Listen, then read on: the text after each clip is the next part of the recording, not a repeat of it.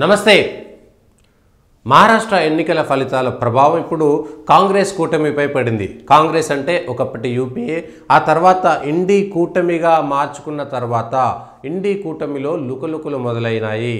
మేము కాంగ్రెస్ పార్టీకి రబ్బర్ స్టాంపుగా ఉండబోమని తృణమూల్ కాంగ్రెస్ అధినేత్రి బెంగాల్ ముఖ్యమంత్రి మమతా బెనర్జీ చాలా స్పష్టంగా చెప్పారు.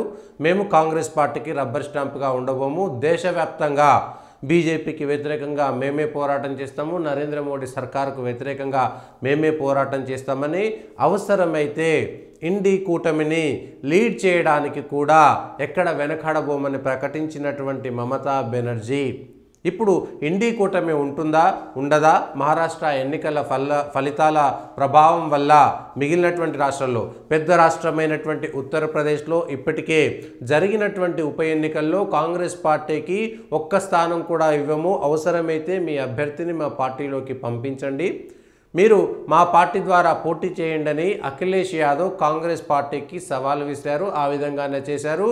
ఉత్తరప్రదేశ్లో కాంగ్రెస్ పార్టీ ఒక్క స్థానం కూడా ఉప ఎన్నికల్లో పోటీ చేయలేకపోయింది.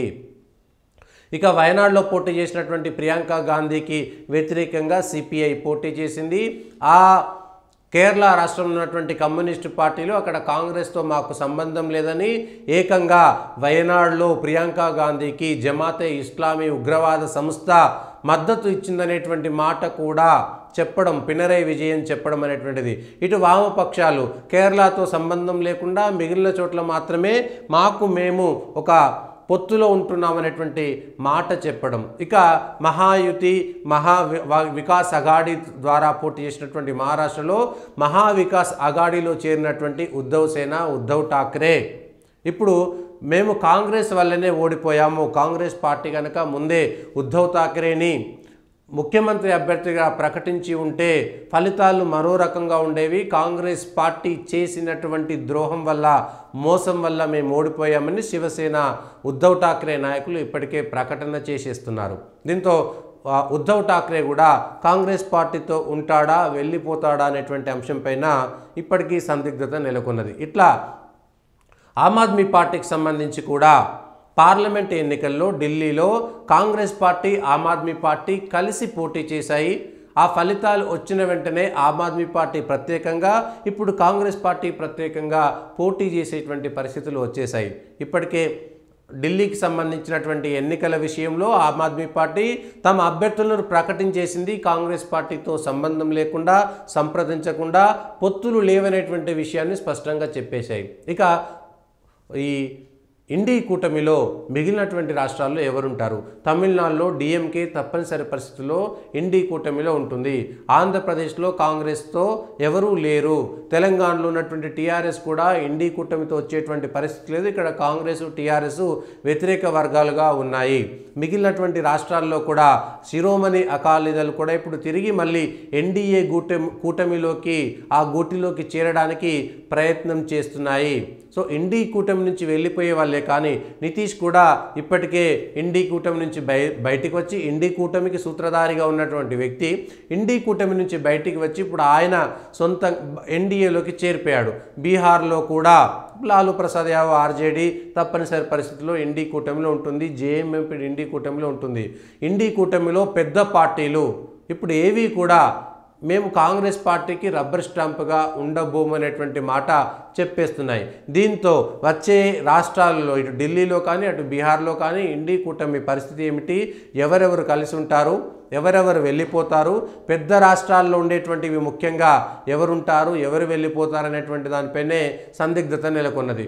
ఉత్తరప్రదేశ్, బెంగాల్, మహారాష్ట్ర లాంటి రాష్ట్రాలలో ఇండీ కూటమిలో ఉన్నటువంటి భాగస్వామ్య పార్టీల పరిస్థితి అగమ్య గోచరంగా ఉంది. ఎవరు కూడా కాంగ్రెస్ పార్టీని నమ్మే పరిస్థితిలో లేరు. కాంగ్రెస్ పార్టీతో ఉంటే మేము ఎక్కడా గెలవలేమనేటువంటి ఒక ఆలోచనలో కూడా వచ్చేస్తున్నారు.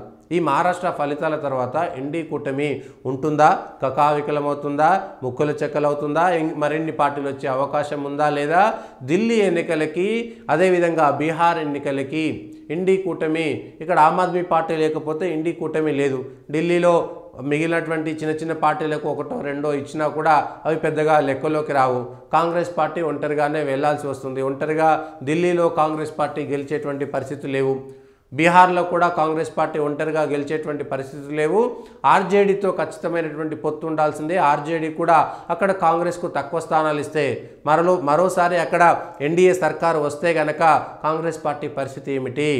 దేశవ్యాప్తంగా ఒక చిన్న సైజు ప్రాంతీయ పార్టీగా మారిపోనుందా కాంగ్రెస్ పార్టీ అనేటువంటిది కూడా ఇప్పుడు అనుమానాలు రేకెత్తుతున్నాయి. దానికి తోడు కూటమికే బీటలు వారేటువంటి పరిస్థితి దేశవ్యాప్తంగా ఉన్నటువంటి నేపథ్యంలో కాంగ్రెస్ పార్టీ ఏ విధంగా భవిష్యత్తు రాజకీయాలను ఎదుర్కొంటుంది, కూటమిని ఏ విధంగా కాపాడుకుంటుంది, వెళ్ళిపోయే పార్టీలను ఏ విధంగా ఆపుకోగలుగుతుంది, కాంగ్రెస్ పార్టీలోకి మరిన్ని పార్టీలను ఏ విధంగా తెచ్చుకోగలుగుతుంది, కూటమిలోకి మరిన్ని పార్టీలు ఎవరైనా చంద్రబాబు నాయుడు కూడా కర్ణాటక ఇంతకుముందు ఎన్నికల్లో కలిసి కాంగ్రెస్తో చంద్రబాబు నాయుడుతో ఇటు సోనియా గాంధీ రాహుల్ గాంధీతో కలిసినా కూడా ఇప్పుడు కలిసేటువంటి పరిస్థితి లేదు. ఎన్డీఏలో చేరిపోయారు. నితీష్ లాంటి వాళ్ళు వెళ్ళిపోయారు. ఇక పెద్ద పార్టీలు ఏమున్నాయి? పెద్ద పార్టీలు ఎవరు వస్తారు? ఏ రాష్ట్రంలో వచ్చేటువంటి పరిస్థితి ఉంది? వామపక్షాలు లుకులుకులతో ఉన్నాయి. తృణమూల్ కాంగ్రెస్ లుకులుకుతో ఉంది. సమాజ్వాదీ పార్టీ సరిగా లేదు. ఆమ్ ఆద్మీ పార్టీ వాళ్ళ పెద్ద సైజు ప్రాంతీయ పార్టీల నుంచి జాతీయ పార్టీ వైపు వెళ్ళినటువంటి ఆమ్ ఆద్మీ పార్టీ కూడా వచ్చే పరిస్థితుల్లో లేదు. హర్యానా ఎన్నికల ఫలితాల తర్వాత చౌతాలా లాంటి పార్టీలు అవి కూడా కాంగ్రెస్ కూటమిలోకి వచ్చేటువంటి పరిస్థితి లేదు. ఇప్పుడు ఏం చేయాలి? కాంగ్రెస్ ముందున్నటువంటి కర్తవ్యం ఏమిటి? ఏ భాగస్వామ్య పక్షాలను తిరిగి కాంగ్రెస్ వామపక్షాలతో సహా మిగిలినటువంటి పార్టీలను ఎవరిని ఇప్పుడు ఇండి కూటమిలోకి తీసుకురాగలుగుతారు? ఎన్డీఏని ఛాలెంజ్ చేయగలుగుతారా లేదా? దేశవ్యాప్తంగా వచ్చేటువంటి ఎన్నికలలో ముఖ్యంగా దేశ రాజధాని ఢిల్లీలో 15 సంవత్సరాలుగా కాంగ్రెస్ పార్టీ అధికారాన్ని కోల్పోయింది. మరి 15 సంవత్సరాలుగా అధికారంలో ఉన్నటువంటి ఆమ్ ఆద్మీ పార్టీ కూడా ఇబ్బందుల్లో ఉన్నటువంటి నేపథ్యంలో ఆమ్ ఆద్మీ కూడా చీపు అన్న తరుణంలో కేవలం బీహార్లో కూడా ఆర్జేడీ ఇచ్చిన సీట్లను తీసుకోవాల్సినటువంటి పరిస్థితిలో ఉన్నటువంటి కాంగ్రెస్ పార్టీ భవిష్యత్తులో మిగిలినటువంటి రాష్ట్రాలకు అక్కడ పెరగడం పక్క నుంచి అక్కడ ఉన్నటువంటి స్థానిక ప్రాంతీయ పార్టీలు కాంగ్రెస్ను పక్కకు నెట్టేటువంటి పరిస్థితుల్లో కాంగ్రెస్ ఒంటరిగా మారి ప్రాంతీయ పార్టీల కూటమి మరొకటి ఏర్పడేటువంటి అవకాశం ఉందా? మమతా బెనర్జీ లేదంటే అఖిలేష్ యాదవ్ లాంటి పార్టీలు లీడ్ తీసుకునేటువంటి అవకాశం ఉన్నదా? మూడవ ఫ్రంట్ మరొకసారి ఉద్భవించేటువంటి అవకాశం ఉందా? ఇటు ఇండి కూటమికి అటు ఎన్డీఏ కూటమికి సమదూరంలో ఉంటూ అవసరం మేరకు ఎవరు అధికారం ఉంటే వాళ్ళతో జత కట్టడానికి వాళ్ళ రాష్ట్రాల యొక్క ఆకాంక్షలు నెరవేర్చుకోవడానికి పార్టీలు కొత్త ఎత్తుగడ కోసం ఇండి కూటమి నుంచి దూరం అయ్యేటువంటి అవకాశం ఉందా అనేటువంటి చర్చ ఇప్పుడు దేశవ్యాప్తంగా రాజకీయ వర్గాల్లో చర్చ జరుగుతున్నది. మరి కాంగ్రెస్ పార్టీ కూటమిని కాపాడుకోవడానికి ఏ విధమైనటువంటి అడుగులు వేస్తుంది? ప్రాంతీయ పార్టీలు తమ ఆకాంక్షలు నెరవేర్చుకోవడానికి ఏ విధంగా అడుగులు వేస్తాయనేటువంటిదే చర్చ.